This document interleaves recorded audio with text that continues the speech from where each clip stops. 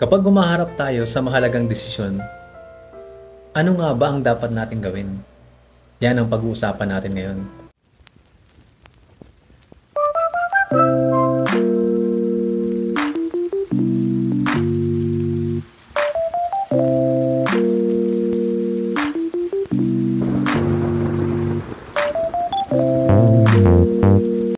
Lahat tayo ay dumarating sa panahon ng ating buhay na humaharap tayo sa mahalagang desisyon na magbabago ng ating buhay. Maaring sa ating relationship, finances, family, career, o kaya naman calling. Ngayon po ay nais ko pong ibahagi sa inyo ang 4 na simpleng paraan upang makagawa po tayo ng tamang desisyon sa ating buhay. Una po, kumonsulta sa salita ng Diyos. Sabi po sa awit 119 verse 105, "Salita mo'y isang tanglaw na sa akin ay patnubay. Sa landas kong daraanan, liwanag na tumatanglaw." Alam niyo po, ang Bible o salita ng Diyos ay binigay po sa atin bilang perpektong regalo upang tulungan po tayo na magkaroon po ng tamang desisyon.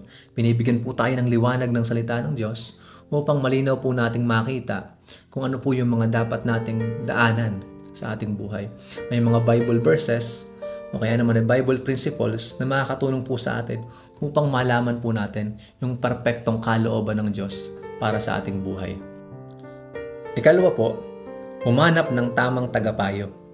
Sabi po sa Proverbs chapter 15 verse 22, "Plans fail for lack of counsel, but many advisors, they succeed." Alam niyo po, ang pagkakamali po natin minsan, inaakala natin na alam natin ang lahat. Pero ang katotohanan, kailangan po natin ng tulong. May mga tao pong ginagamit ang Diyos para tulungan po tayo na ipakita po sa atin ang tamang desisyon na dapat natin gawin sa ating buhay. Pwede pong ito yung ating mga kaibigan, mga trusted friend po natin. Pwede po yung mga family members po natin. Pwede rin po yung mga spiritual leaders natin. Yung mga taong alam natin na gagamitin talaga ng Panginoon para ituro sa atin kung ano yung tamang desisyon na dapat natin gawin. Ikatlo po, pagtuunan mo ng pansin kung ano ang nais mo. Alam niyo po, bilang mga Kristiyano, minsan lahat ng bagay masyado natin ini-spiritualize. Para bang lahat ng dapat mong gawin, iniisip mo, kailangan meron kang tinig ng Diyos. Iniisip mo na kailangan bubukas yung langit, tapos hihintayin mo yung sign, nakakausapin ka ng Panginoon kung ano yung dapat mong gawin. Imagine mo, halimbawa, kakain ka. Diba? Kailangan namang hihintayin mo pa yung tinig ng Panginoon. No, kaya, Lord, kausapin mo nga ako, kailangan ko kayang kumain ngayon. Diba? Ibig sabihin, ano ba talaga yung gusto mo? Ano ba talaga yung desire ng puso mo?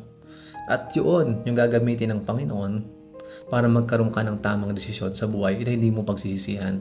Ayan, halimbawa po, nagawa mo ng kumonsulta sa salita ng Diyos.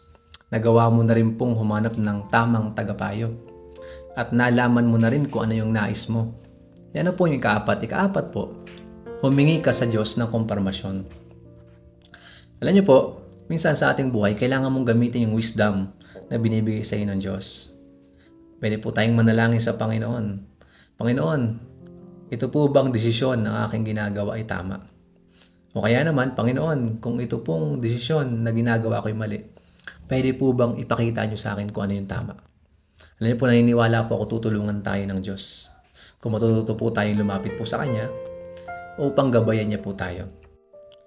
Hindi ko alam kung anong mahalagang desisyon ang hinaharap mo ngayon. Pero ang panalangin ko ay magamit mo ang 4 na simpleng hakbang na ito upang tulungan ka ng Diyos na makagawa ng tamang desisyon sa iyong buhay. Kung ang video pong ito ay naging pagpapala sa inyo, pwede nyo rin po itong i-share sa iba na alam nyo na humaharap sa mahalagang desisyon ng kanyang buhay. At kung nais nyo rin po ng panalangin, pwede nyo pong ilagay yung mga prayer request nyo po sa comment section. Salamat po muli sa pakikinig. God bless you mga kapatid.